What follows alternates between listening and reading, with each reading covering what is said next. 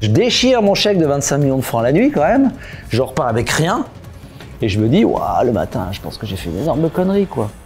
Alors salut à vous, j'espère que vous allez bien, que vous êtes en pleine forme. On est parti pour une nouvelle interview. Je suis avec Marc Simoncini, fondateur de Mythic, Sensi et Jaina Capital qui investit dans des startups. Suivez vraiment cette interview, je suis super content. J'ai fait des centaines d'interviews et ça faisait longtemps que j'avais pas été aussi content de faire une interview. Donc regardez-la jusqu'au bout. Salut Marc. Bonjour. Tu vas bien? Ça va? Je suis très content que tu sois là. J'ai trop de questions par rapport au temps qu'on a, donc je vais devoir choisir. Comment tu as eu l'idée de Mythic? Oh ben c'est simple, j'avais 4 copains, enfin 3 copains plus moi, ça faisait 4 qui étaient mes 3 témoins de mariage. Et puis quelques années plus tard, les 3 ont eu des difficultés conjugales, et ils m'appelaient, et moi j'étais toujours marié, et ils m'appelaient pour me raconter leurs histoires, et ils divorçaient, ils allaient divorcer, ils savaient pas s'ils devaient divorcer, enfin je passais des heures au téléphone pour parler de ça. Et les 3 me disaient, je trouve personne, parce que je suis trop vieux pour aller en boîte, au bureau ça se fait pas, en vacances personne n'invite un mec tout seul.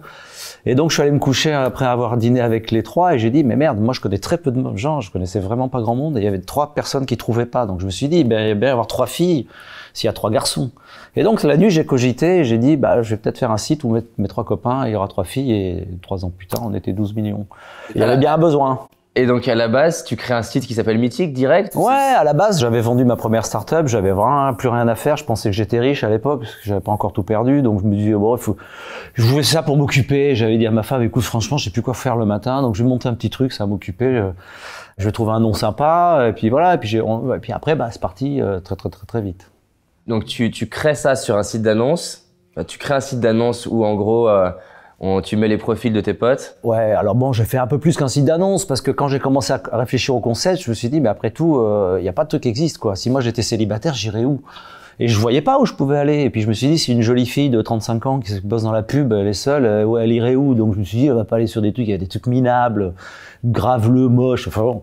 Et c'est payant dès le début? Ouais, j'ai dit, il faut faire une boîte de nuit très chère. Parce que si moi j'étais une fille ou un mec, je préfère aller dans une boîte de nuit chère où on me laisse rentrer que la boîte de nuit gratuite où il y a tout le monde. C'est idiot, mais c'est contre-intuitif. Pourtant, c'est la réalité. Donc j'ai dit, voilà, il faut que le truc soit cher, il faut que ce soit très sécurisé. Moi, si je suis une jeune fille, il faut pas qu'on m'emmerde dans une boîte de nuit, donc c'est surveillé. Et donc j'ai conçu tout le truc en me glissant dans la peau d'une femme, en disant pourquoi une fille de 35 ans, jolie ou pas, ou Dieu sait quoi, irait sur Internet. Et en me mettant dans la peau de cette fille, j'ai enlevé tous les irritants qui l'empêchaient de le faire. Et ça a donné Mythic. Et est-ce qu'à l'époque on te dit, non mais on a l'air d'un peu de l'internet gratuit, est-ce qu'on te dit mais on peut pas faire un truc payant comme ça? Mais tout le monde me dit ça, tout le monde me dit mais t'es malade, tout est gratuit, qu'est-ce que tu vas faire ça coûte une fortune à l'époque, on vendait les abonnements, je crois que c'était 29 € par mois, enfin je dis ouais mais plus les gens paient cher, plus ils ont l'impression d'être dans un endroit luxueux, privé, et finalement ça valorise eux-mêmes. Si vous rentrez dans une boîte de nuit qui coûte 5 000 €, vous allez dire, waouh, je suis dans le top du top. Oh, si elle coûte 20 €, donc l'image de vous, elle est proportionnelle au prix que vous payez. Bon, c'est des trucs que j'avais imaginé. Ça a très bien marché. Ça a très bien marché. Et tu parles juste avant. Donc avant, tu avais une startup que tu as vendue. Alors du coup, je me confonds entre les euros et les francs. Je sais plus si c'était en. Alors, moi aussi, je me suis confondu longtemps. Non, je l'ai vendu à Vivendi à l'époque. Donc c'était 160 millions, 180 millions d'euros. 180 millions d'euros que tu arrives à vendre à ce prix-là. Et juste après. Comment ça se passe pour toi d'avoir vendu une entreprise à ce prix-là en fait? Déjà, tu sais, d'abord j'avais pas toute la boîte, hein, j'en avais qu'un quart. Deuxièmement, avec l'argent que tu touches, tu paies les impôts, avec le cash. Donc le cash est reparti dans les impôts. Et ce qui m'est resté, c'est des actions Vivendi, qui valaient 70 ou 80 € à l'époque. Donc moi, j'étais à la tête d'une fortune en papier Vivendi, hein, c'était ça ma vie. Ça, c'est l'aspect financier. L'aspect perso, c'est quand même, je me suis tapé une petite dépression parce que j'avais beaucoup bossé depuis 1989. J'avais cette start-up, t'imagines, ça faisait 11 ans que je m'en occupais. Quand tu dis beaucoup bosser, en termes de temps par jour, je sais pas, je bossais 18 heures par jour. Je faisais que ça. J'avais pas de week-end, j'ai pas pris de vacances pendant 10 ans. Prenais un week-end de temps en temps. Non, j'ai vraiment beaucoup bossé. Donc j'avais ce rythme-là. Du jour où j'ai vendu, c'est un peu comme si le matin, t'avais plus rien à faire quand tu te lèves. Donc ça a été dur à gérer. C'est dans cette période que ta femme te disait il faut que tu arrêtes de bosser Elle me disait surtout trouve une idée pour repartir parce que là, tu vas mal, quoi. Voilà. Après la vente. Voilà. Et donc j'ai simultanément perdu mon job et après perdu mon argent puisque les actions Vivendi qui valaient qu'à 70 €, elles valaient plus cuites, quoi. Donc j'avais en dette ce que je pensais avoir en argent. Donc quand vous pensez que vous avez 10 000 € sur votre compte et qu'un matin on vous dit que vous avez 10 000 € de dette, ça fait un choc. Et là, de coup, Mythic est devenu ma seule planche de salut. J'avais pas le choix pour rembourser ce que je devais aux banques. Il fallait que Mythic marche. Donc du coup, ça m'a sauvé la vie de tout perdre. Puisque si je n'avais pas tout perdu, j'aurais jamais travaillé comme j'ai travaillé pour Mythic. Donc finalement, on ne sait jamais. Peut-être que tout perdre, c'est la plus belle chance de votre vie. Alors justement, tu as dit une phrase dans ce type-là, dans une interview que j'ai adorée. La plus belle chose qui me soit arrivée, c'est d'avoir tout perdu, car sinon, je n'aurais pas créé Mythic. Exactement. Tu peux expliquer parce que ça peut paraître fou de dire comment ça peut être une belle chose de perdre, d'avoir 30 millions de dettes. D'abord parce que ça te donne une énergie de dingue, c'est que t'as pas le choix. Franchement, faire quelque chose et n'importe quoi que tu fasses dans ta vie en n'ayant pas d'autre choix que de réussir, ça donne une énergie extraordinaire. Plutôt que d'avoir déjà tout et puis d'essayer d'avoir un peu plus. Quand on n'a vraiment plus rien et qu'on doit se sortir du truc, c'est une énergie folle. Donc ça, c'est une chance. Et on dit toujours, un loup court jamais le ventre plein. Tu vois, une fois que tu as tout, si tu vas te battre pour quoi. Donc ça te donne une énergie. Et puis, tu peux adapter ça à n'importe quoi dans la vie. Ça peut être une entreprise, ça peut être une histoire d'amour, où tu as une histoire d'amour qui s'arrête et tu dis, ça y est, tout est foutu. Sauf que c'est le début d'une autre. Et peut-être que l'autre est mieux que celle d'avant. Donc bon, finalement, il n'y a jamais vraiment de fin. Il vaut mieux voir le début de chaque nouvelle aventure. Donc quand quelque chose s'arrête, quand tu perds, tu regardes ce qu'il va y avoir après. Sauf quand tu meurs. Donc, tant que tu es vivant, ce qui est après peut être mieux que ce qui est avant. Qui va te dire, vous savez, les Égyptiens, ils n'avaient pas la négation au futur. Ils disaient toujours ça n'arrivera pas. C'était pas dans leur langue. Ils ne pouvaient pas dire la négation au futur. Mais ils ont raison. Comment tu peux dire que quelque chose ne peut pas arriver? Non. Tu dis ça arrivera. Ça n'arrive pas, tu peux pas le dire. C'est une belle philosophie. Et du coup, toi, avant de le vivre, est-ce que tu avais peur, par exemple, de faire faillite ou peur d'avoir pas assez d'argent? Est-ce que c'est une peur que tu avais? Ouais, moi, j'avais rien. Déjà, le peu que je gagnais, c'était compliqué. Mais alors, j'imaginais que si j'avais même plus ça, c'était chaud. Non, moi, j'ai vécu des années de galère. J'étais obligé de vendre ma bagnole pour payer mes salariés. J'habitais dans mes bureaux, je dormais par terre dans les combles. À l'époque, tu avais peur que ça t'arrive, ce truc? C'est-à-dire, je me souviens que pendant des années, j'étais content quand je voyais ma vie à un mois. Quand je savais que je pouvais payer mon loyer à la fin du mois, j'étais content. Je me rappelle me dire, waouh, putain, ce mois-ci, c'est génial. C'était quelle société, ça? Ma première, elle était encore plus vieille, je l'avais créée en 85. Je développais du soft sous Unix. J'avais des clients de temps en temps qui payaient. Je l'ai créée en 85, je déposais le bilan en 89. Donc pendant 4 ans, avec 1 an d'armée au milieu, parce que j'ai été appelé sous les drapeaux, j'avais oublié qu'il fallait que je fasse l'armée. Donc 3 ans, j'étais content quand je payais mon loyer. Je sais que je me disais, waouh, ma vie est super parce que je sais que je paye mon loyer le 30. Donc oui, les mois où je pouvais pas payer le loyer, j'étais en stress. Donc ça fait des années de stress quand même. Et du coup, avoir vécu ça, est-ce que ça t'a libéré un peu de la peur de tout perdre? C'est-à-dire, moi, j'ai tout vécu. Enfin, j'ai vécu la galère. Bon, ça, évidemment, je suis pas le seul, et de loin. Mais qu'est-ce que j'ai vécu? J'ai vendu e-France qui valait rien. Alors, raconte-nous ce que c'est e-France. E-France, c'était des sites les blogs. C'est comme si tu disais aujourd'hui des blogs. Les gens, ils venaient, mettaient des sites perso sur Le Point de Croix, Jean Ferrat ou La Boxe Taille. Ils mettaient des pages. Les gens venaient visiter les sites. Puis moi, je mettais des bannières de pub pour rembourser l'hébergement. Franchement, c'était pas compliqué, mais c'était énorme en termes de trafic. Et ça, je l'ai vendu une fortune. Et tu peux raconter, ce que j'adore, 2-3 anecdotes que j'ai entendues de toi, où on te propose différentes sommes, t'as des grands patrons qui t'appellent, tu peux raconter un petit peu? Ça, faudra lire mon livre, mais on a été approché pour, de mémoire, vendre le site pour 100 millions de francs à l'époque. Moi, 100 millions de francs, c'était dingue. J'avais rien depuis toujours. Et il y a un mec qui me propose 25% de 100 millions de francs. Enfin, tu vois, c'était un truc... T'as quel âge à ce moment-là? Je dois avoir 35 ans, un truc comme ça. Ah ouais, parce que je venais d'avoir ma fille qui a 21 ans. Je dois avoir 35 ans. Et donc, je me dis, c'est génial. Bien sûr que je vends. 25 millions de francs, c'est un truc de dingue, quoi. Et donc, on signe. Et puis, les acheteurs qui étaient très sympas, c'était un groupe que vous avez tous oublié, qui s'appelait Spray, qui étaient des Suédois très sympas. Nous disent, on fait une fête ce soir, on vous invite à la fête. Et donc, je vais avec mon associé à la fête. On se bourre la gueule, les Suédois, ils étaient déchirés. Et toute la soirée, les Suédois viennent me voir en disant, vous oubliez pas, demain, vous venez signer. Je dis, oui, je sais, je prends 25 millions, je vais quand même mettre un réveil, quoi. Et 2 fois, 3 fois, 4 fois. Et je vais me coucher à 3 heures du mat et j'arrive pas à m'endormir. Je me dis, mais attends, mais un mec, il te fait un chèque de 100 millions pour un truc qui vaut rien. Si en plus il t'appelle 4 fois... Quand tu dis il vaut rien, qu'est-ce que tu veux dire? Mais e-France, ça valait rien. Ça faisait peut-être 2 millions de chiffre d'affaires, tu vois. C'était un truc, ça valait cher parce que l'audience valait cher à l'époque, mais objectivement... Oui, dans ta tête, tu te disais ça vaut pas 100 millions. Non, ça valait 2 millions, tu vois, ou 3 peut-être. Mais bon, après que des gens le valorisent à ce prix-là, c'était la mode à l'époque. Donc moi, j'ai fait comme tout le monde. Et donc, j'ai appelé mon associé, j'ai dit, dis-moi Thierry, il y a un truc qui est bizarre, quoi. Le mec, il te fait un chèque de 100 millions et il t'appelle 5 fois pour que tu viennes le chercher. Il me dit, ouais, je le sens pas. Je dis, on vend pas. Il m'a dit, non. Donc, dans ma tête, je déchire mon chèque de 25 millions de francs la nuit, quand même. Je repars avec rien. Et je me dis, waouh, le matin, je pense que j'ai fait une énorme connerie, quoi. Et 3 mois plus tard, on vendait à 200 millions d'euros. Donc, heureusement qu'on n'a pas. Il y a un moment, il faut prendre des risques. Et d'ailleurs, tu parles, j'adore ça, tu parles de ton obsession pour le timing. Donc là, à 2 mois près, ça fait une petite différence. Ouais. Et surtout que quand j'ai vendu à 200 millions d'euros, 15 jours après, c'est la bulle qui a éclaté. Parce que j'ai vendu en mars 2000, tu regarderas, la bourse s'est écroulée 10 ou 12 jours après. Donc j'ai vendu exactement dans la dernière semaine où iFrance valait ça. 15 jours après, ça valait 2 millions. C'est fou. Tu peux raconter dans cette même idée du timing, le moment où tu as un rendez-vous à Londres. Oh là là. Comment tu le vis? J'aimerais vraiment savoir comment tu le vis quand tu réalises que tu t'es trompé sur le time zone. J'avais compris qu'il fallait que je vende Mythic très vite pour rembourser mes dettes.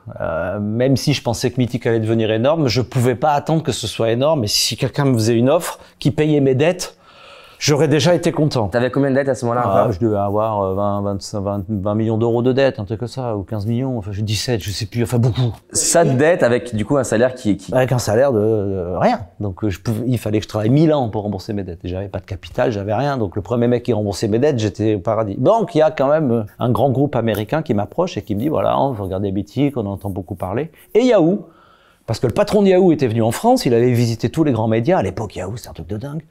Et à chaque fois qu'il était à l'accueil, chez TF1, chez M6, chez Orange, il y avait des jolies filles derrière l'accueil avec des écrans qui étaient sur un site.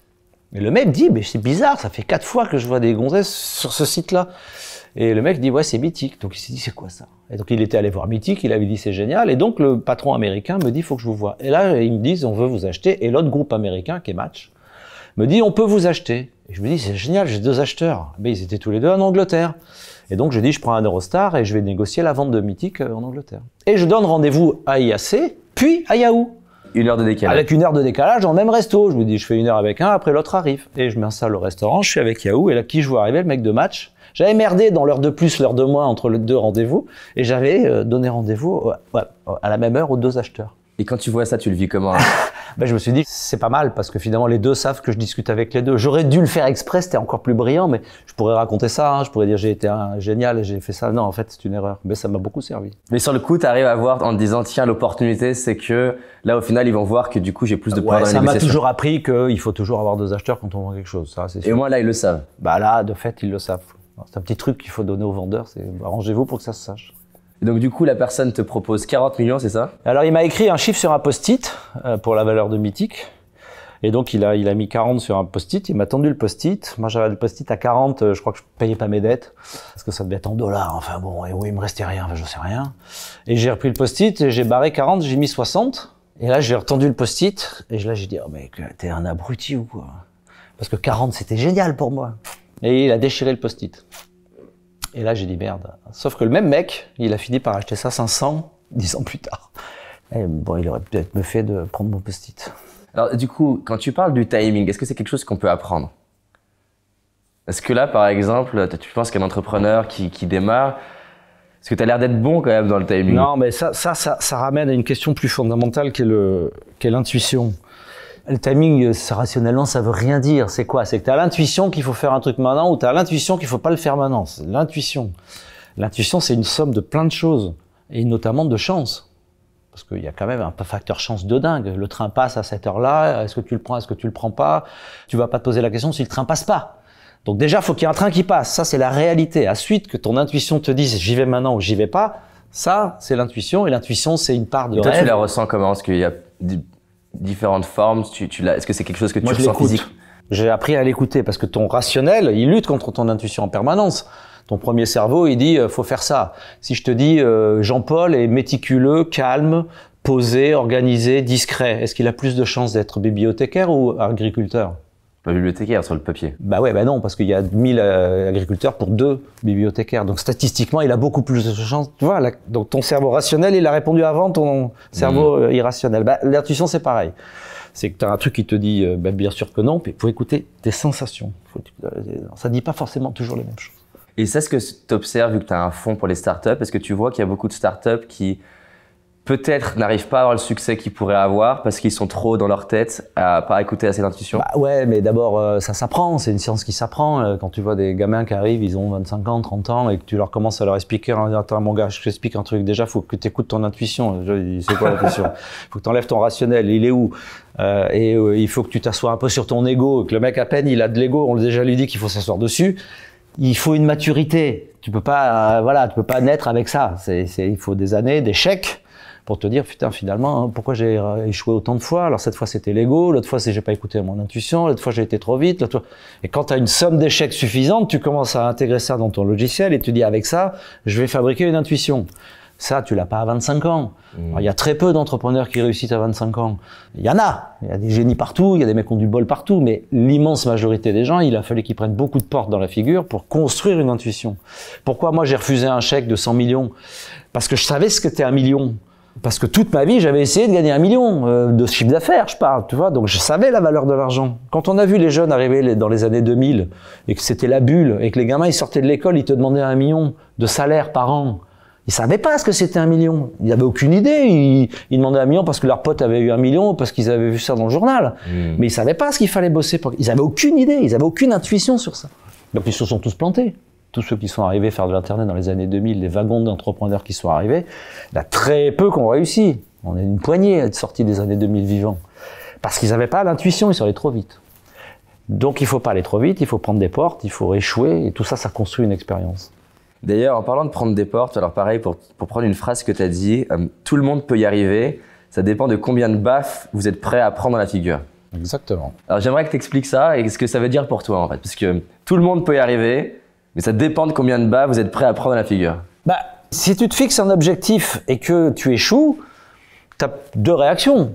Enfin, tu en as 3. Soit tu dis j'arrête, je suis pas capable. Soit tu dis c'est pas de ma faute. En général, c'est la réponse. Soit tu dis que je sois pas capable ou que ce soit pas ma faute, je recommence. Ah, bon, en gros, tu as 3 réactions. Bah, le vrai entrepreneur, c'est celui qui va échouer, et échouer, et échouer, et échouer, et qui va se prendre une baffe à chaque fois, mais qui à chaque fois va recommencer. Donc c'est la résilience. La clé de l'entrepreneur, c'est la résilience. C'est combien de temps je vais prendre des baffes dans la gueule avant de dire c'est pas pour moi ou j'arrête. Bah, personne ne le sait.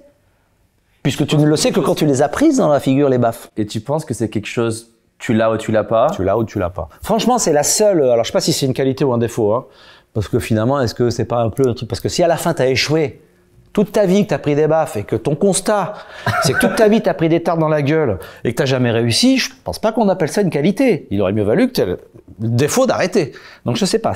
Est-ce que tu en connais, toi, des personnes qui se sont pris des baffes toute leur vie dans la figure et qui n'ont pas réussi? Bah, j'imagine qu'il y en a plein. Même dans la vie tout court, il y a des gens, ils y sont pas arrivés, et puis que ce soit leur faute ou pas, c'est comme ça. Mais la résilience, c'est pas un truc que tu peux sentir en toi. Tu sais pas si tu l'as ou pas. En général, la résilience, elle est conçue sur une douleur. Et une douleur, ça crée une urgence de revanche. Si tu as souffert beaucoup dans ta jeunesse, par exemple, tu as une revanche à prendre. Cette revanche, elle te donne une force de dingue. Et cette force de dingue, elle te donne la force de prendre des claques. Si t'as pas ce moteur au fond, alors ça peut être l'ego, ça peut être, il y en a plein des forces enfouies. Mais si t'as pas cette force enfouie qui te donne le courage et l'énergie de prendre des claques dans la tronche, je pense que t'arrêtes. Moi, je pense que quelqu'un qui est né dans un super milieu avec plein de pognon, qui a une vie de rêve, qui a été élevé en manquant de rien, à qui on a toujours dit qu'il était le meilleur, qui se met à faire une truc et qui échoue, ça va le calmer. Le mec, il va dire oh là, qu'est-ce que c'est dur d'échouer, je vais arrêter. Le gars qui a rien eu ou qui en a chié ou qui a souffert ou machin, c'est quoi il ton donne un enfance, moteur. ça? Alors moi, ça n'a rien à voir, c'est autre chose. Moi, j'ai une enfance formidable, très heureuse. Mais bon, chacun a un moteur. Et du coup, ton moteur, il vient d'où, toi? Il vient d'histoires personnelles pas forcément super, qui m'ont donné beaucoup, soit de résistance à la douleur. C'est des choses dont tu peux parler ou pas? Non, pas vraiment. Ok. Non. Mais il y en a toujours un. Voilà. Dans les gens qui ont réussi, tu verras, si tu grattes, il y a toujours un truc.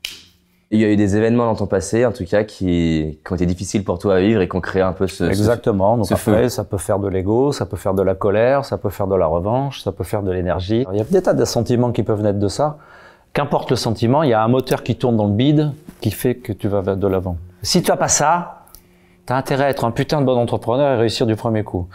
Mais moi, tous ceux que je connais, tu vois, qui ont vraiment réussi, ils ont ce truc. Ils ont quand même un truc à taper fort, quoi. Mais du coup, c'est en soi une bonne nouvelle si quelqu'un nous écoute. On revient au début. Voilà. Si quelqu'un nous écoute et qu'il a vécu quelque chose de difficile, c'est un super moteur. Ça peut l'utiliser. Parce que soit il l'utilise pour se détruire en disant oh là là, j'ai pas eu de bol, il m'est arrivé ça, et là il s'écroule avec ça. Soit au contraire, il se sert de ça pour se reconstruire. C'est exactement ce que je t'ai dit tout à l'heure. C'est que où il dit que c'est la fin d'un truc, où il dit c'est le début du suivant. Et si tu te sers de ta douleur, c'est peut-être un mot fort, mais de cette énergie pour construire plutôt que détruire, c'est un truc de dingue. Mais il faut avoir la sagesse de le comprendre et de le faire. Einstein, il dit une phrase que je pense que tu peux aimer. Il dit que dans la vie, il y a deux types de personnes. Ceux qui pensent que tout est un miracle, ceux qui pensent que rien n'est un miracle. Et en fait, les deux ont raison en soi. En fait. Oui, les deux ont raison. On sait pas je ne saurais pas répondre. Par contre, ce qui se passe, c'est que celui qui pense que ce qui lui arrive, c'est une forme de miracle pour lui, il n'a pas la même vie derrière. Non, exactement. Ou alors, je crois que Churchill disait, le succès, c'est voler d'échec en échec sans jamais perdre son enthousiasme. C'est exactement la définition de ce que j'appelle la résilience. Bah, tu continues. Et puis, après ça... Et dans les startups que tu rencontres, est-ce que tu essayes de leur transmettre ce truc-là, de continuer Parce que j'imagine tu vois des startups qui ont tout donné pendant 5 ans et ça ne marche pas. Non, bah souvent je les vois au début, donc ils sont à la phase où c'est tout fou, c'est génial, c'est une bande de potes, ils ont envie de créer ce truc-là, ça marche, ils ont de l'argent, ils sont pas encore dans la notion d'échec. Puisqu'ils viennent de démarrer en général. Moi, je finance les boîtes très jeunes. Quand tu les revois 2 ans après, qu'ils disent « Ah putain, on voulait faire ça, mais ça n'a pas marché du tout, oh là là, c'est pas de ma faute ». Bon, et puis tu as ceux qui disent « Ça n'a pas marché, mais du coup, on a eu une autre idée, alors on va faire ça ». D'ailleurs, ça me fait penser à un truc, c'est que moi, je vois pas trop les dossiers, je passe pas ma vie dans les business plans, je n'ai pas le temps, j'essaye de juger les bonhommes. Donc je vois s'ils ont de l'ego, s'ils ont de la colère, s'ils savent réagir quand ça va pas, etc. Et tu cherches cet élément de douleur qu'il y a dans leur passé? Non, mais j'essaie de voir ce qu'ils ont dans les yeux, pourquoi ils font ça, s'ils ont une cause, une quête. Moi, si je vois un gamin qui me dit je monte une boîte et mon but c'est faire du pognon en inventant un pesticide qui va défoncer la forêt mais qui coûte moins cher que l'autre, je vais lui dire tu sais quoi, ton karma c'est de faire du pognon, mais moi c'est pas le karma de prêter le mien. Il faut qu'ils aient un truc quand même, une valeur, un truc qui change le monde, qui l'améliore. Enfin voilà. Donc déjà pour voir ça, si j'ai ça dans leurs yeux. Et puis tu as 2 types de gens. Tu as les gens qui te disent et les gens qui disent mais.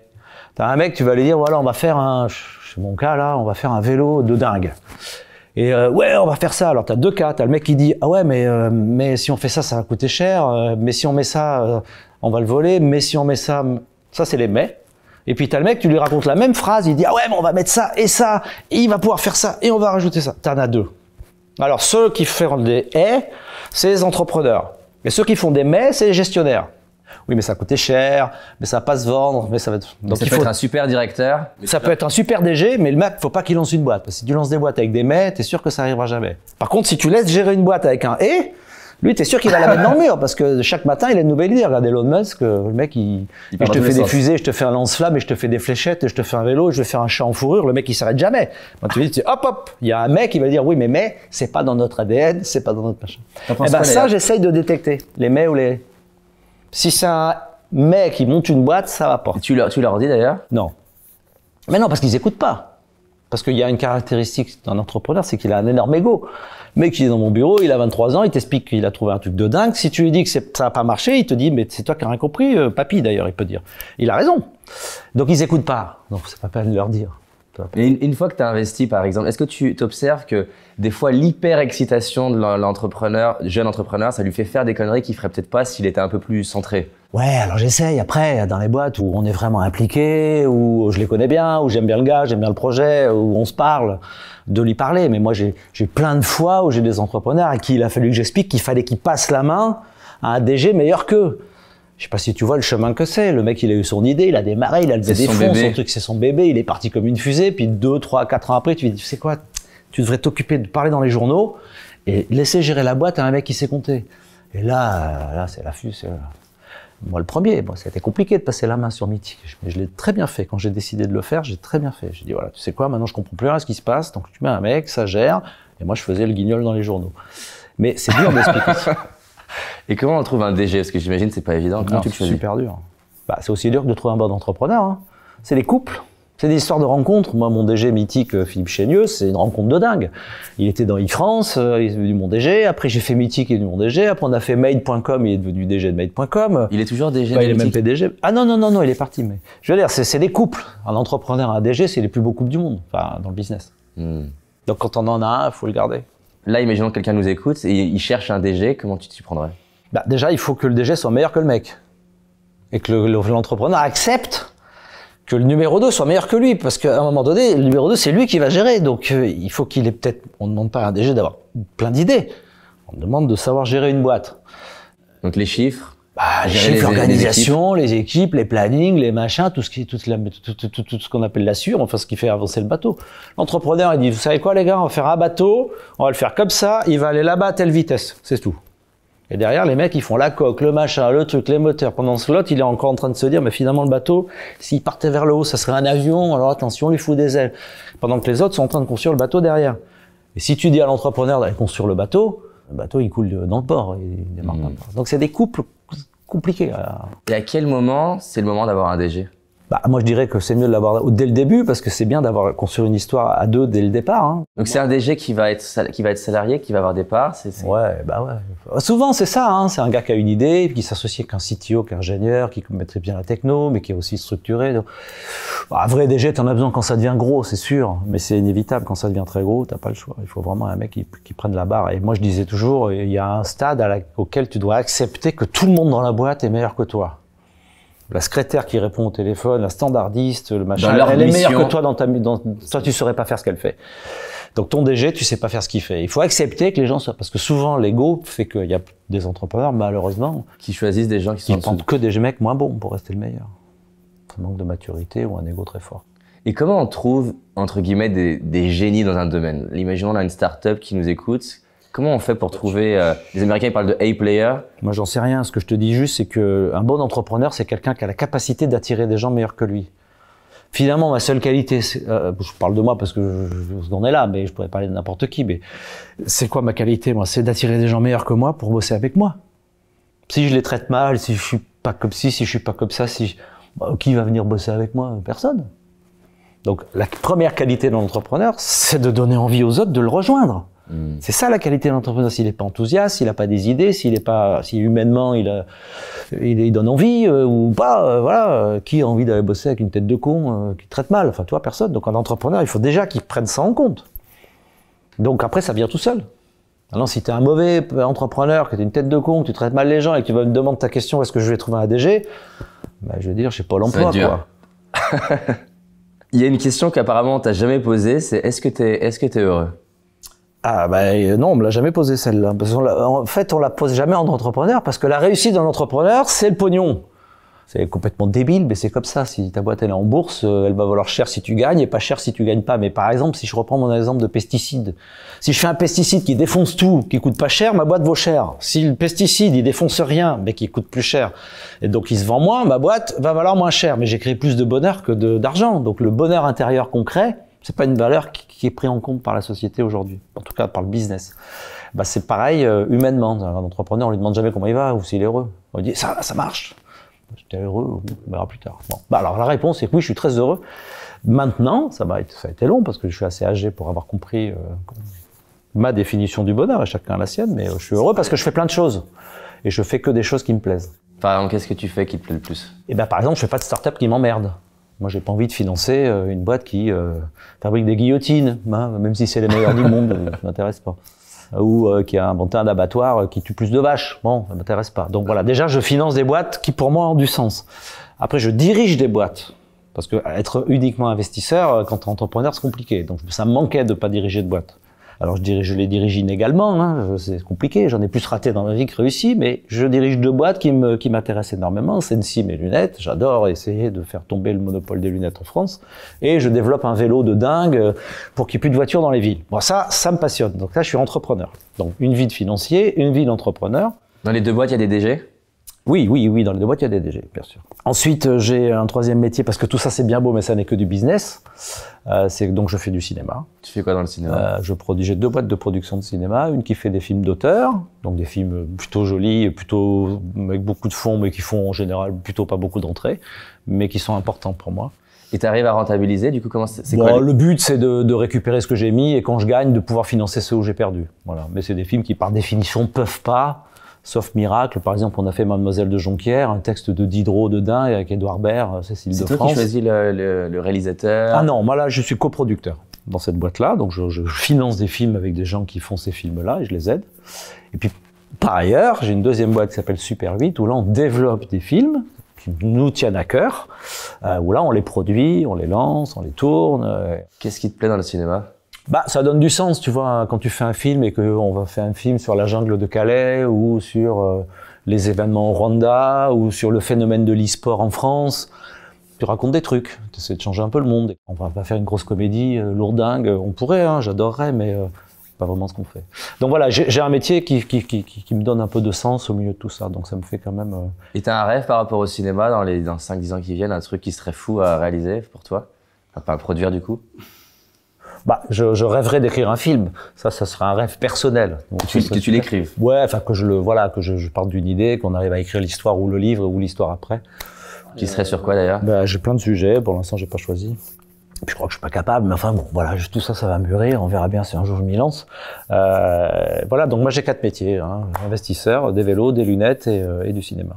Et comme je travaille à mi-temps, quand je travaille, c'est beaucoup de travail. La semaine où je travaille. Quand tu dis que tu travailles à mi-temps, c'est-à-dire une semaine sur 2? Normalement, moi, je travaille qu'une ssemaine sur 2. C'est aussi un des 4e ingrédient du bonheur, c'est que quand tu as une semaine sur 2 où tu peux faire ce que tu as envie, c'est un une belle chance que tu as dans la vie et dont il faut pas la laisser passer. Parce que par ailleurs, j'ai des enfants, parce que par ailleurs, j'ai une vie, donc il faut bien que je m'en occupe aussi. Il faut pas que travailler. Donc ça fait depuis quand d'ailleurs que tu as trouvé ce rythme-là? Depuis que j'ai vendu Mythique. Donc ça fait 10 ans maintenant. Alors bon, 10 ans j'ai tâtonné, hein, j'étais que investisseur, après j'ai dit bon il faut que je crée des boîtes, donc il m'a fallu 10 ans pour construire une espèce de truc qui tient à peu près debout, qui me rend très heureux. Il y a plusieurs choses là que je trouve super passionnant là, dans cette idée. Comment on peut s'y prendre pour arriver à faire cette transition entre une vie à 18 heures par jour sans vacances pendant 10 ans à une vie où tu arrives à créer un truc plus Je vais te donner un secret, quand on vieillit, on reste jeune. Tu me l'expliques? Bah, quand tu vieillis, tu te dis je vieillis, mais en vérité ta tête elle reste pareille. Donc ton corps vieillit, tout ça vieillit, mais toi ton enthousiasme c'est le même. Donc les gens ils pensent que quand on vieillit, bon maintenant je suis vieux moi. T'as quel âge? Bah, j'ai 56 ans, donc t'imagines par rapport aux gars que je vois, je peux être leur père. Ils se disent ah le vieux il est fatigué, mais oui il a raison. Mais ma tête c'est la même que quand j'avais 20 ans. Donc finalement quand on vieillit on reste jeune. Donc je peux continuer à faire ce que je faisais, pareil, tant que mon corps suit. Donc le fait que je travaille qu'une semaine sur 2, ça me permet d'entretenir un corps qui me permet de continuer le plus longtemps possible. Donc, tu fais du sport? Voilà, entre autres, je fais du sport, je fais de la méditation, je fais plein de trucs super intéressants qui me permettent de rester enthousiaste. Et du coup, le conseil que tu donnerais, c'est d'attendre 40 ans pour commencer ou de le faire à 25? Ça c'est du luxe. Franchement, commencer à se dire que, alors bon, pas négliger sa famille, pas négliger ses amours, pas négliger son corps, on peut le faire dès qu'on a 20 ans. Faut juste le mettre dans le crâne en disant mon corps, si je m'en occupe, ma famille, mes enfants, mes amours, ça va durer toute ma vie. Donc ça, je peux pas le négliger, jamais, même si je bosse comme un dingue. Moi, quand je bossais chez iFrance, je travaillais comme un taré, j'en mets jamais. Mais tous les soirs, je dînais avec mes gosses, tous les soirs, je les couchais, tous les matins, je leur faisais le petit déjeuner. Après que je travaille 20 heures derrière, c'était pas leur problème. Mais moi, ils ont vu leur père comme si j'étais un fonctionnaire. Bon, pourquoi? Parce que moi, le mien, je l'avais jamais vu. Donc, du coup, c'est facile. Bon, ça, on peut se le mettre dans le crâne dès le début. Et le sport, t'arrivais à en faire déjà? Bah, j'ai arrêté le sport pendant 25 ans. J'ai arrêté de bouquiner alors que c'était ma passion. J'ai fait plein de sacrifices pour mon travail. À un moment donné, on peut pas tout monter de front. Mais le truc, c'est que le jour où on est arrivé professionnellement dans un état où on pourrait reprendre ce qu'on a abandonné. Moi, j'ai bossé comme un dingue. Je me mets à la tête d'un, je sais pas quoi, ça peut être un salarié d'ailleurs ou un entrepreneur. Bah, il a bossé comme un dingue. Il arrive à un moment où ça y est, ça marche. Et là, il a deux options. Soit il dit, je pars, je vais encore plus loin. Et je rebosse encore comme j'ai fait là, en sacrifiant tout, mais pour aller plus haut. Cas numéro 1, il va mourir le plus riche du cimetière. Soit il dit, voilà, moi j'ai arrivé à un niveau où mes rêves sont là, j'ai pas besoin de plus. Par contre, maintenant je néglige plus ma famille, mes amours, mon corps, ma tête et ma culture. Mais dans ce cas-là, il se met dans un état où il a ce qu'il a, mais il renéglige rien. Donc t'as deux, mais c'est très personnel. Hein. Et d'ailleurs, c'est super intéressant parce que pour avoir fait plusieurs interviews avec des personnes qui réussissent dans leur domaine, ce que je peux observer, c'est une fois que j'atteins quelque chose, ben je peux aller plus loin, et c'est des personnes, et je me mets dedans, qui vont avoir de l'ambition, qui vont avoir envie d'aller plus haut. Comment tu es capable de dire là, le jour où tu le ressens, c'est que tu es devenu mature. Tant que tu te poses pas la question, c'est que tu es immature. Et je bouffe, et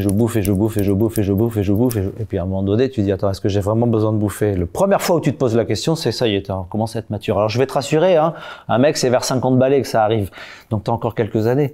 J'imagine que tu connais des amis ou des connaissances entrepreneurs qui, 60 ans, sont toujours en train de 18 heures par jour. Toujours, c'est leur vie. Ils seront les plus riches du cimetière. Mais je juge pas. Est-ce que des fois tu t'essayes de leur Oui, dire oui. calme, tranquille? Oui, bien sûr, mais ça sert à rien. Ça les rend heureux. Voilà, mais c'est très personnel. Et quand tu leur dis, ils t'écoutent pas du tout ou ça? Ah, ils m'écoutent pas, mais après, je m'aperçois qu'ils ont un peu écouté. Je dis, tiens, Un peu plus de sport. J'ai l'impression qu'il est en vacances. Je dis, tiens, c'est bizarre, c'est pas l'heure des vacances, il est en vacances. Je trouve ça formidable. Parce que franchement, qui va bosser toute sa vie juste pour être le plus riche du cimetière? Sans profiter de rien. Franchement, tout le monde se réveille une fois, non? Enfin, j'espère. Est-ce que tu pourrais nous parler d'un des moments, tu en as parlé plusieurs, mais du coup, un des échecs les plus difficiles pour toi, et qu'est-ce que tu te disais justement pour être résilient en fait? Alors, franchement, les plus difficiles humainement, c'est quand tu es obligé d'annoncer à des gens avec qui tu as bossé qu'il faut qu'ils partent. Des gens qui... Voilà, tu as une équipe et puis ça marche pas, la boîte marche pas. Et... Tu parles des gens où tu es content de ce qu'ils font, mais c'est que tu n'as plus assez d'argent. Tu peux pas. Ça, c'est terrible. C'est même tellement terrible que dès que tu as les moyens de payer quelqu'un qui le fait, c'est très lâche, mais créer un truc avec une équipe, se donner, machin, se passionner pour un sujet, puis ça marche pas, et t'es obligé de leur dire, les gars, je suis désolé, mais il faut y aller parce que ça marche pas. C'est horrible. Que ce soit 1, 2, 3, 10, 50, hein, c'est la même douleur, hein, c'est horrible. Ça, c'est des échecs très durs. Et puis, échouer dans un projet qui te tient à cœur, c'est super dur. Moi, je me souviens d'avoir voulu financer des dameuses de piste françaises, des machines de 10 tonnes avec des moteurs diesel de 600 chevaux. Bon, j'avais cette idée, ce projet. Bon. C'est quoi La France, c'est un énorme pays de montagne et les machines qui dament la neige. Et plus il y a de réchauffement climatique, plus il faut de dameuses, parce que moins il y a de neige. Et donc, les dameuses sont pas françaises, c'est des Italiens et des Autrichiens. J'ai dit, merde, il y avait une marque française, j'ai dit, on va les aider. Et on a mis beaucoup d'argent dans les dameuses. Et quand on a racheté une usine, enfin reloué une usine abandonnée, qu'on a retapé, rééclairé, réindustrialisé et allumé un matin et bouf, l'usine s'est allumée et les ouvriers ont commencé à fabriquer. J'ai trouvé ça extraordinaire d'arriver dans ce pays à rallumer une usine. Il a fallu que je l'éteigne 3 ans plus tard. Mais ça a été un échec terrible. Qu'est-ce qui était le plus dur pour toi? C'était que les gens... c'est d'avoir rêvé d'avoir allumé une usine et d'être obligé de l'éteindre. Bon, je m'en fous, j'ai perdu beaucoup d'argent, mais bon, voilà, c'est mon métier, j'en gagne, j'en perds. Bon, voilà, ça m'a pas touché. C'est même pas d'avoir été vexé de pas y être arrivé, parce que, bon, ok, j'aurais préféré défoncer les Autrichiens et les Allemands, mais je suis pas arrivé, bon, ok. Mais d'avoir eu le rêve d'allumer une usine et d'avoir eu le cauchemar de l'éteindre, c'est dur, quoi. C'est dur pour les gars qui bossaient là, parce que c'est dur, quoi. Échouer, c'est super dur. Alors, qu'est-ce que tu conseillerais quand on est en train d'échouer pour... D'être résilient. Alors, comment on fait? Il faut essayer de détacher le perso du business, quoi, en disant, bon, alors attends, est-ce que c'était vraiment une merde d'avoir échoué ou est-ce que vraiment, t'as fait tout ce que t'as pu? À chaque fois que j'ai échoué, on peut vous dire des tas de trucs sur moi, hein, que j'ai merdé plein de trucs, que plein de fois où j'ai échoué, et c'est vrai, et j'en ai raté des tonnes. Mais il y a un truc que personne ne vous dira jamais, c'est que je suis pas allé au bout de tout ce que j'ai pu. Voilà. Et puis parfois, j'y suis pas arrivé. Mais moi, quand je me plante, si je me suis dit, t'es pas été au bout, là, tu donnes tout. Mais ça ne m'est jamais arrivé. Moi, si tu me files un iPhone qu'il faut le réparer ou machin, je vais passer 50 heures et après je vais mettre à la poubelle. Mais j'aurais essayé pendant 50 heures de le refaire marcher. Après, probablement, je le ferai jamais marcher. Mais voilà. Si vous êtes sûr que vous avez fait tout ce qui est en votre pouvoir, l'échec, vous le vivez plutôt mieux. Si vous dites, putain, que j'ai foutu, j'ai pas essayé, ça j'ai pas osé, ça j'ai pas machin, vous en prenez une partie perso, parce que l'échec professionnel déteint sur votre intimité. Ouais. Donc, faut vraiment que ce soit coupé. Pour que ce soit coupé, j'ai fait tout ce que j'ai pu. Après, ça n'a pas marché, c'est pas marché. Mais il y a plus de choses dans la vie qui marchent pas que de choses qui marchent. Dans un jour comme ça où tu te lèves et tu as un peu envie d'abandonner, tu te disais quoi? C'est quoi tu te disais dans ta tête? Moi, j'ai jamais eu envie d'abandonner. Jamais envie d'abandonner. J'avais pas le choix, donc... Tu vois, c'est une question de riche, c'est envie d'abandonner pour faire quoi? J'étais un programmeur de merde, j'avais pas un rond, j'avais pas de maison. À quel moment j'avais le luxe de dire j'ai abandonné pour faire quoi? Donc je pouvais pas abandonner, j'avais pas le choix. J'étais sur un toboggan, j'avais pas le choix que de descendre. Le mec qui peut abandonner, c'est qu'il a une sortie de secours, un escalier qui le ramène quelque part. Quand t'es sur un toboggan, t'as pas le choix, tu descends. Hein. Tu parles quand t'avais les dettes de Mythic Tout, Pact. mais tout. Depuis le jour où je suis parti de chez moi jusqu'à aujourd'hui, j'ai jamais eu le choix. Enfin, donc jusqu'au premier succès qui m'a donné un matelas pour pouvoir avoir le luxe de me poser la question. Mais moi, j'ai démarré à 22 ans, j'ai touché mon premier chèque non perdu dans l'immédiat en 2005, tu vois, donc il m'a fallu 25 ans. Donc c'est-à-dire que pendant 25 ans, j'étais sur un toboggan, j'avais pas le choix. Hein. Je pouvais jamais me poser la question, je vais arrêter. Ça t'arrivait pas de te dire, Je vais redevenir salarié. Mais non, parce que je savais que j'étais un mauvais salarié. Je savais que je pouvais pas... J'étais un mauvais salarié, moi, j'écoute rien. Quand on me dit d'aller à droite, j'ai la tête ailleurs. On me demande de mettre des chiffres, je me plante. Bah, tu vois, salarié de quoi? Si, j'aurais pu être à l'accueil où je portais des caisses. Ça, oui, je l'ai fait. Pendant 6 mois, j'ai fait ça. J'ai dit, ah, ça, j'étais même un bûcheron, j'étais nul. J'étais pas assez musclé et je m'écroulais sous les arbres. Donc, j'avais pas le choix. Donc, bah voilà, je continue. C'est bien de pas avoir le choix. C'est dur, mais c'est bien. À l'école, je crois que tu as redoublé, c'est ça? Oula. Oui, j'avais 2 ans d'avance, j'ai fini à l'heure. Avec 1 an de retard, pardon. Non, je les ai pas du tout adaptés à l'école. Et du coup, les profs, ils te disaient quoi? Est-ce qu'ils te disaient, tu vas pas y arriver J'en sais rien parce que je leur ai jamais parlé et c'est réciproque, sauf un qui a été la plus belle chance de ma vie pour plusieurs raisons. La première, c'est que, il faut que j'en mette dans le contexte. Moi, quand j'avais 15 ans, il y avait qu'un seul truc qui m'intéressait, c'était la poésie. Me demande pas, c'était comme ça. Donc je lisais toute la poésie qui existait. Je sais pas pourquoi j'avais ce truc-là. Bon, bref. Mais quelque part, tu le reviens dans le cinéma, cette forme d'art qui te plaît. Maintenant, je m'en resserre beaucoup. Mais à l'époque, mon père était mathématicien, ma sœur était financière, mon frère était ingénieur, et mon père, il disait, lui, c'est un poète.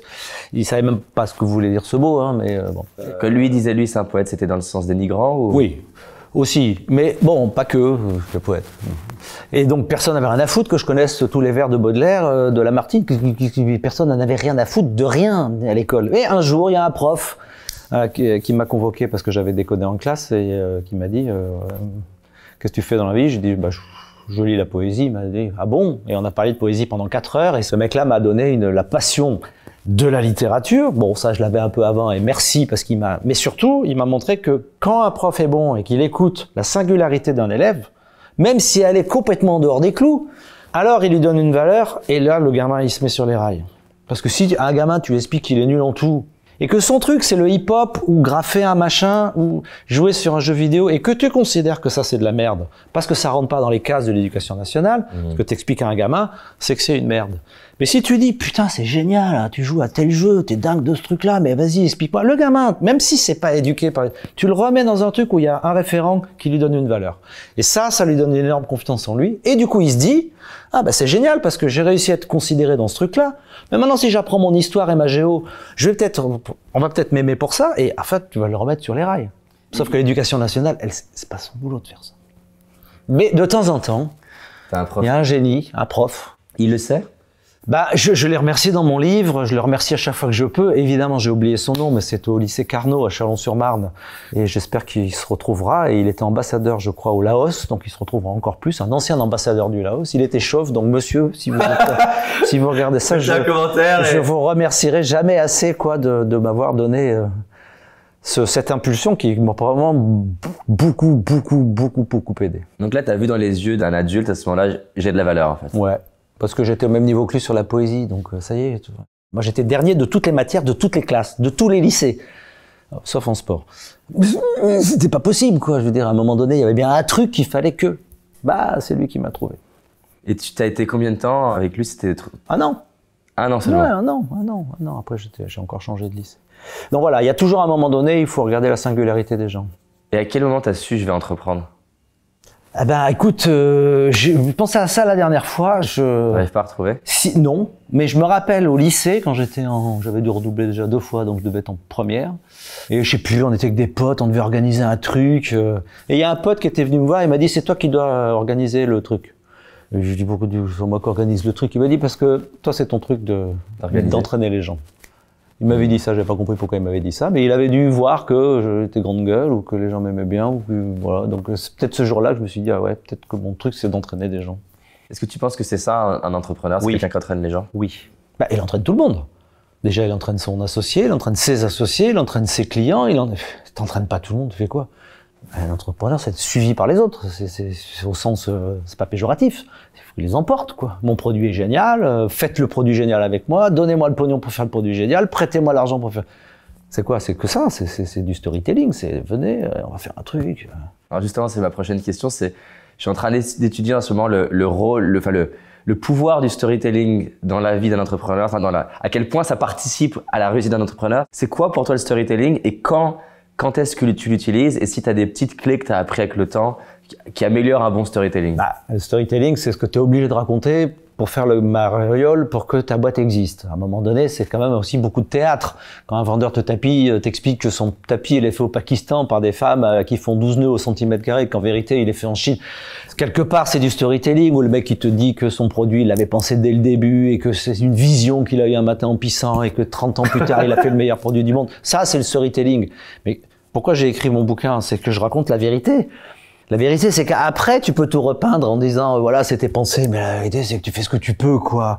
Mais que t'es un peu obligé de raconter une histoire autour. Voilà. Donc, il faut pas ne faire que raconter des histoires, il faut aussi faire des choses qui marchent. Tout peut pas être storytelling. Il faut quand même qu'il y ait une réalité derrière.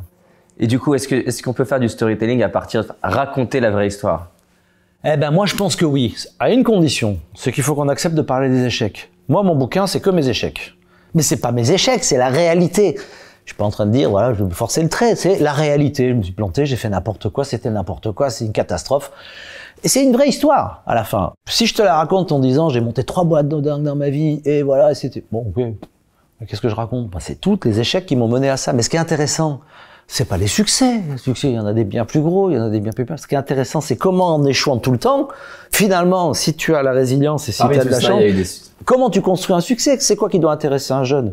C'est pas lui dire si tu as une idée de dingue, beaucoup d'argent et que ça marche, tu seras riche. Ouais. Bah super, il a appris quoi le gosse?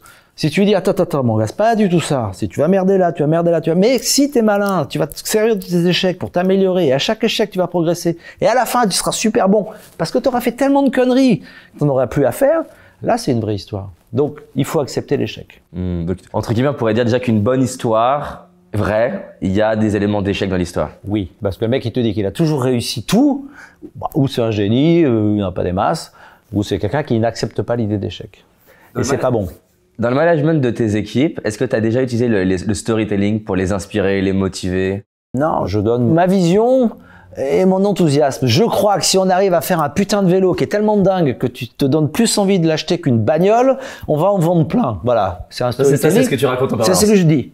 Mais j'y crois, et sauf que je mets dans ce vélo ce qu'il faut pour que ce soit le cas.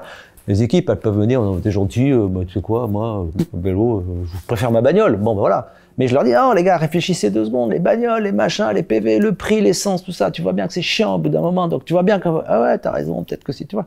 C'est une vision, faut virer les bagnoles des villes, et un enthousiasme, c'est, les gars, c'est super galère à faire. Ça va être une fortune, c'est un truc de dingue, mais on peut le faire. Si on le fait, ça c'est l'enthousiasme. Ouais. Et le but, c'est que derrière, on essaie d'améliorer un peu le monde. Il y a une question qui me fascine, il y a une notion que j'avais lue, c'était peut-être un biographe sur Steve Jobs, il parlait de la distorsion de la réalité, que les entrepreneurs, ils distordaient la réalité de leur présent. Comment tu fais la frontière entre j'ose réinventer le monde et je suis un peu fou, et la frontière où tu deviens vraiment fou et tu n'as plus les pieds sur terre? Comment on fait? Tu te méfies de ton ego.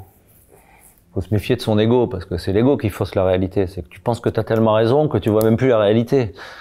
Tu vois, et à un moment donné, tu es tellement convaincu que tu as raison que ta dameuse, elle démarre pas dans la neige, mais toi, tu penses que c'est parce que c'est qu'on n'a pas encore tout imaginé, que si c'est pas de ma faute, tu vois, et à la fin, tu t'aperçois pas que ta dameuse, elle peut pas marcher, quoi.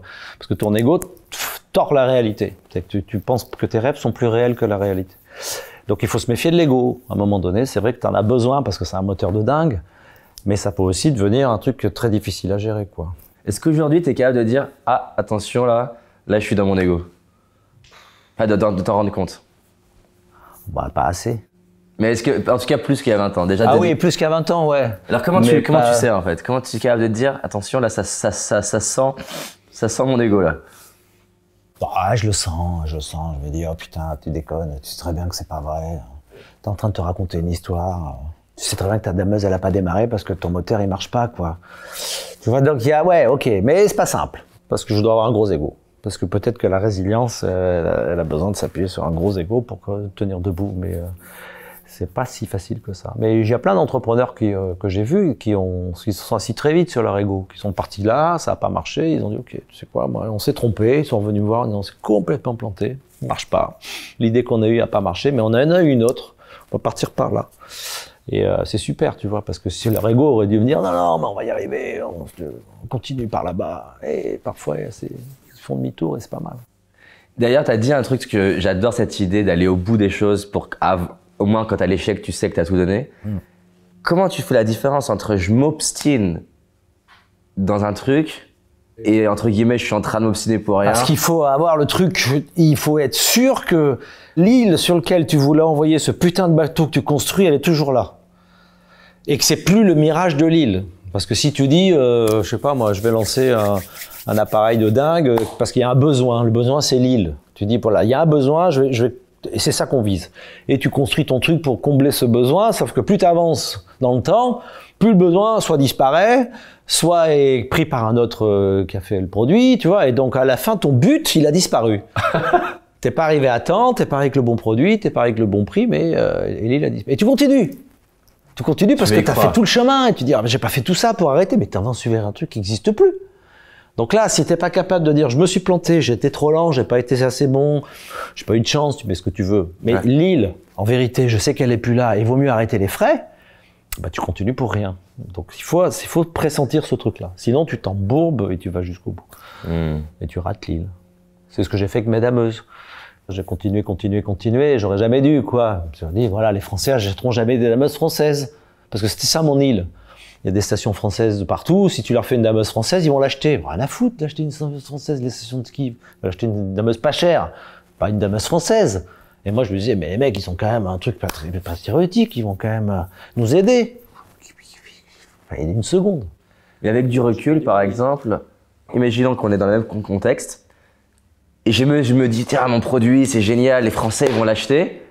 Ben, j'ai le même cas avec mes lunettes. Je fais des lunettes françaises 3 fois moins chères, faites à la main, dans le Jura, truc de dingue, 3 fois moins chères que des lunettes chinoises vendues chez les opticiens traditionnels. 3 fois moins chères.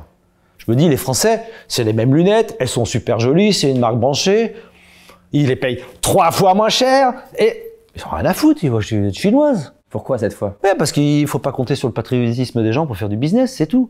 Dans des dameuses ou dans des lunettes. C'est terrible, mais c'est comme ça. Donc c'est pas quelque chose qui aujourd'hui a suffisamment de valeur pour un Français moyen. Eh ben non. Donc moi, l'île qui est les Français vont être contents d'acheter des lunettes françaises, ça n'existe pas.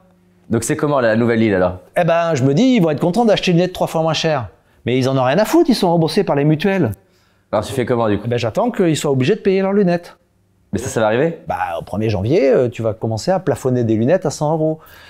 Après, tu peux en avoir qu'une paire tous les 2 ans. Donc la deuxième paire que tu vas acheter, tu vas devoir la payer de ta poche. Mais ça m'a pris 7 ans à me battre contre les forteresses qu'on avait mis devant moi. Mais l'île, elle existe toujours. Le jour où les Français paieront leurs lunettes, ils seront contents de ne pas les payer cher. Et peut-être qu'ils seront encore plus contents si elles sont faites en France. Ça, et ça sera un bonus. Pas s'emballer, quoi. Donc quand tu as un mec qui te dit, j'ai acheté des lunettes chez le Tartampion, l'opticien du coin, faites en Chine à 4,50 €, et que le mec, il te la vend 300 €, ils sont contents avec ça. Qu'est-ce que je te dise? Moi, je dis, bah, c'est terrible. Mais ils ont raison, c'est les clients. Moi, je dis rien. Mais je pense qu'un jour, j'aurai raison. Peut-être je serai mort, hein. Mais l'île, elle est toujours là-bas. Sinon, je m'obstinerai pas. Il y a une question que j'aimerais te poser aussi. Tu as rencontré très jeune des personnes qui étaient influentes. Et on peut facilement, enfin, en tout cas, je vois beaucoup de personnes qui peuvent, dont moi, hein, je pourrais me dire, tiens, je vais être intimidé, oula, comment je vais savoir faire? Est-ce que tu aurais des conseils quand on a un rendez-vous avec quelqu'un qui nous impressionne pour mieux le vivre, mieux le gérer ou déjà être meilleur dans le rendez-vous? Alors ça, c'est terrible ce que je vais te répondre, mais alors là, me demande pas, j'espère que la question d'après, c'est pas pourquoi, mais je n'ai jamais été impressionné par personne dans aucun de mes rendez-vous. Par personne. Que ça aille d'un grand patron de chaîne au président de la République, en passant par... je sais pas pourquoi, alors que je suis très timide et tu vois, c'est une présence... C'est un être humain. Mais je suis même moins impressionné par ces gens-là que par un nouvel recrue que je vais devoir embaucher ou bon, pas trop. Donc je sais pas quoi te répondre. Je sais pas. J'ai cette chance-là, moi. Est-ce que tu te dis des choses dans ta tête qui font que du coup, bon, non, je me dis qu'on va parler d'un truc que je connais aussi bien que lui. On en retrouve comme la poésie. Si je maîtrise le sujet, bah ouais, c'est-à-dire que le mec, s'il me parle d'internet, alors c'est sûr que s'il me parle de chimie moléculaire, je vais l'écouter, mais ça m'impressionne pas parce que j'y connais rien, donc je vais être content d'apprendre. Et puis si c'est un sujet que je connais, je pense que je le connais au moins aussi bien que lui. Et puis s'il est meilleur que moi, j'apprends. Donc je vois pas en quoi je serais stressé de quoi. Soit je connais pas, je ferme ma gueule, soit il connaît mieux et j'écoute, soit il connaît pas et je lui explique. Donc qu'est-ce qu'il y a de stressant là-dedans? À condition que tu acceptes de pas être aussi fort que lui ou d'apprendre de lui. Si ça te stresse que quelqu'un soit meilleur que toi quelque part, bah tu vas arriver stressé. Mais si au contraire tu vois ça comme une gourmandise, c'est génial, j'ai vu un mec génial qui m'a parlé d'un truc génial auquel je connaissais rien, C'est super, tu sors de là, tu as appris quelque chose, en quoi c'est stressant d'apprendre quoi que ce soit. Donc je comprends, je vois pas. Ok. Il y a des gens, je vois beaucoup de personnes dans mon audience qui m'écrivent en me disant ce qui me fait peur dans l'échec, c'est pas seulement l'échec lui-même, c'est le regard des autres. Ouais, mais faut les emmerder les gens, parce qu'à un moment donné, tu vois, c'est que ceux qui n'ont rien fait, qui n'ont rien raté, quoi. Je suis pas à revendiquer. On me dit, super les gars, moi je me suis planté. Mais tu dis, mais tu sais quoi, mais tais-toi, quoi. T'as fait quoi, toi, pour te planter? Bah, t'as rien fait, donc tu t'es pas planté. Bah, tout le monde se plante, quoi. Quelqu'un est jugé, quelqu'un qui se plante. C'est typiquement français. C'est ce que j'ai dit une fois. On supporte pas l'échec en France parce qu'on supporte pas la réussite. Ça va avec, hein. Je pense que si les Français acceptaient la réussite, ils commenceraient à accepter l'échec. Mais la France, c'est pas un pays où on accepte encore la réussite. Donc on a encore pour quelques années. Est-ce que tu es en train de voir que ça change, tu dis ça? Bah oui, parce que la nouvelle génération accepte plus la réussite et donc la réussite au sens large. Essaye de dire à tous tes... Bon, toi, t'es très jeune, mais imagine quelqu'un de mon âge qui dirait à toi, à Cri qu'il est heureux. Mais tu crois que les gens, ça les rendrait pas très heureux que tu dises ça? Parce que ça les renvoie à leur situation, ça leur oblige à se poser la question. Donc tu vois, franchement, quelqu'un qui est super heureux, t'as plutôt envie de te dire, il fait chier celui-là, que de dire, ah bah c'est génial pour lui. Naturellement, on a toujours cette réaction, mais dans le business, c'est pareil. Celui qui a réussi, je sais plus qui disait, c'est Talleyrand qui disait, ceux qui ont réussi devront un jour se justifier. Et du coup, faut justifier d'avoir réussi. Toi, t'es français, t'as réussi en France. Oui, je suis jamais parti. Comment t'as géré ça, en fait, du coup, parce que c'est on en a rien à foutre. Moi, j'en ai rien à foutre de ce que les gens pensent de moi, quoi. Le mec, il me dit, il s'est planté, je dis... Et par rapport à la notion de réussite, justement, de se dire, ah, putain, il fait partie des réussites françaises dans l'entrepreneuriat, j'imagine que ça a créé de la jalousie, pourquoi pas des médias. Tu sais quoi, je l'ai jamais ressenti. Ok. Non, franchement, je n'ai jamais ressenti ça. D'abord parce que je suis toujours resté en France, parce que tout ce que j'ai fait, j'ai essayé de le faire en France. D'ailleurs, c'est pour ça qu'on m'a donné la Légion d'honneur, hein. C'est parce que j'ai tout mis en France, c'est pas parce que j'ai fait Mythique. Parce que j'ai investi 100% de ce que j'ai gagné pour aider des jeunes. Bon, dans mon pays, j'ai appelé à ce que les gens qui étaient partis pour des raisons fiscales reviennent. Je suis jamais parti, malgré les efforts de François Hollande. J'ai réussi à rester. C'est important pour toi? Bah oui, toute mon histoire, elle est construite autour de l'idée qu'on a le plus beau pays du monde et qu'on est capable de faire mieux que les autres. À une condition, c'est qu'on accepte de changer un petit peu. Et de laisser ceux qui ont la chance de réussir pour mieux redistribuer à ceux qui ont moins de chance de réussir. Je suis pas seul à le penser, puisque c'est ce qu'a porté Emmanuel Macron au pouvoir. Cette idée de dire, bah, ceux qui ont la chance ou l'opportunité de produire, bah, on va les laisser produire, on va même les aider pour pouvoir distribuer quelque chose. Parce que si on empêche ceux qui produisent de produire, je sais pas ce qu'on va distribuer, à part des dettes. Après, on peut discuter des pourcentages, mais la logique, c'est ça. Donc cette idée-là, je suis pas la seule à la porter, puisque c'est ce qu'a porté Macron au pouvoir. Donc ça change quand même. Les jeunes générations, ils ont compris que sur les mairies, il y a écrit égalité, liberté, fraternité, mais c'est pas égalité qu'il faut marquer, c'est équité. On n'est pas égaux. T'es meilleur en maths que moi, je suis meilleur en histoire que toi, on n'est pas égaux, on n'est pas les mêmes. Par contre, on est traités pareil. Mais si tu m'expliques que tout le monde est pareil, moi je t'explique que non, pas vraiment. Par contre, qu'on doit traiter tout le monde pareil, oui, c'est important. Donc il faut changer toutes les mairies. Il y en a 36 000. Ça c'est un des futurs objectifs pour toi? Non, parce que ça, faudrait que je fasse de la politique. C'est pas prévu. Ah non, vraiment pas, non. Est-ce que tu aurais, pour terminer, un peu 4-5 clés qui seraient des clés pour réussir en tant qu'entrepreneur? Bah, je te les ai données au fil de l'eau, mais savoir s'entourer de gens meilleurs que soi, se méfier de son ego, tester sa résilience et être sûr que son idée elle est bonne. Je finirai par ça. C'est que franchement, quand tu dis déjà j'ai une idée de dingue et que tu dors une nuit dessus, 6 fois sur 10 au réveil, tu dis ah merde, non, finalement c'était pas une idée dingue. Donc déjà, tu dors une nuit, 2 nuits, 3 nuits, si t'en restes une, c'est déjà balèze. Et là, tu dis ouais, quand même, ça fait une semaine que je pense à ça, mon idée est toujours bonne. Et alors là, tu commences à être trouvé, et là, tu dors plus pendant une semaine, tout ce qui va faire que ça va rater. Ça va rater parce que ça va rater parce que ça. Et à chaque fois que tu trouves un truc qui peut faire rater ton idée, t'as la réponse. Non, on peut pas rater à cause de ça parce que j'y ai pensé. Donc tu conseilles de s'arrêter et de tu t'arrêtes. Qu'est-ce qu'il pourrait faire? Tu réfléchis pas à ton idée, tu réfléchis à tout ce qui va faire que ton idée marche pas. Et à chaque fois que tu m'en parles autour de toi. Non, ton sandwich à triple saumon avec du pain de mie, il va pas se vendre. Ah bon, pourquoi? C'est trop gras. Non, parce que j'ai mis un truc sans gras. Ah ok. Tu vois, et tac. Je sais pas si tu connais, il y a une notion qui illustre ça que j'ai découvert récemment, qui s'appelle le pré-mortem. Et en fait, c'est inspiré de la morgue. C'est-à-dire qu'à la base, on parle du post-mortem à la mort, qui est de savoir pourquoi la personne est morte. Et l'idée du pré-mortem, c'est de dire, tiens, qu'est-ce qui ferait qu'elle pourrait mourir? C'est ça, j'ai dû inventer ça avant le nom. Et donc, du coup, c'est entrepreneurial, pré-mortem, c'est qu'est-ce qui ferait que mon projet puisse se rater? Et quand tu as passé 2 mois à essayer de tuer ton idée et qu'elle n'est pas morte, là, tu peux la lancer. Et là, tu as une chance sur 100 d'y arriver. Ça fait pas beaucoup de statistiques, quoi. T'as à peu près autant de chances de te tuer en avion. Mais vu que ça te plaît, que Non, je plaisante, mais il faut y aller, parce que c'est génial. Après, c'est un chemin de dingue. Et puis, ce qui compte, c'est pas le but, c'est le chemin, non? C'est clair. C'est d'avoir une idée, de partir là-dedans, et puis tu y arrives pas, c'est pas grave, t'as fait un chemin de dingue. C'est quand même mieux que rester dans ton fauteuil, non? Puis la réussite, tu la mets où tu veux, c'est ça qui est génial avec la réussite. C'est que tu la mets où tu veux. Mais qui dit, ah non, mais moi j'ai réussi, hein, j'ai vendu 2 sandwichs.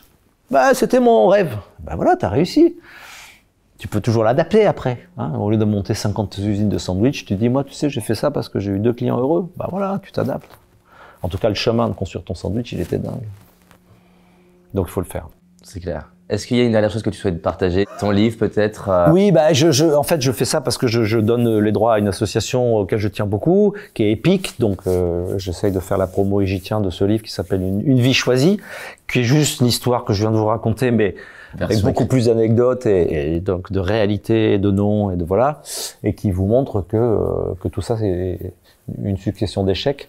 Et le titre est choisi, c'est que ça s'appelle Une vie choisie, parce que moi je voulais choisir ma vie, je me dis ben, personne va décider pour moi, je vais être libre d'aller chez le coiffeur le mardi matin si je veux et pas le samedi avec tout le monde, et que je suis jamais allé chez le coiffeur autrement que le samedi matin avec tout le monde, parce que la vie quand on est entrepreneur, on croit qu'elle est choisie, mais en vérité en lisant le livre, vous verrez que c'est beaucoup de contraintes. Mais c'est passionnant. Top, merci beaucoup en tout cas. Merci.